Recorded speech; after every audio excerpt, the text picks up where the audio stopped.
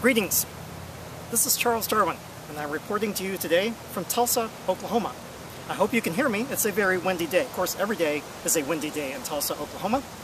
Actually, every day is also a religious day in Tulsa, and that's what I'm here to talk to you about. Tulsa appears to be the religion capital of the United States, at least. There's so many churches. There's big mega churches with tens of thousands of members. There's mainline denominational churches. And there's lots of little storefront churches with names such as Cool of the Evening Church.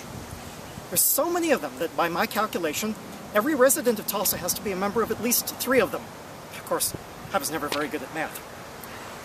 But what you see behind me, that golden tower, was constructed by the Oral Roberts Empire. Oral Roberts, you may remember, was a big-time preacher of radio and television.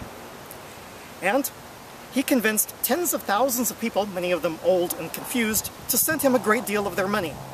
He considered himself to be God's spokesman. He wanted to build his tower, he claimed, as a hospital. Perhaps he meant it as an eternal obelisk to commemorate his greatness. Of course, we don't know that. But the strange thing is, believe it or not, he was having trouble raising the money to build this tower, and so he did 3 things. First, he said that if the tower was built, God would reveal the cure for cancer. All right? The second thing that he did was that he said that if the money was not forthcoming, God was going to call him home. Third, he said that he saw a 900-foot-tall Jesus telling him to get the money. And so his followers got the money, and the tower was built. What I'm talking to you today about is the difference between science and religion. Scientists never claim to have authority from God. Famous scientists have earned their voices of authority, and if they say or do something stupid, they lose that authority. They invite scrutiny and criticism, and in fact, they get it. They never ask you to believe them just because they tell you that something is true. On the other hand, preachers, at least the big-time ones, make you think that to question anything that they say is to attack God.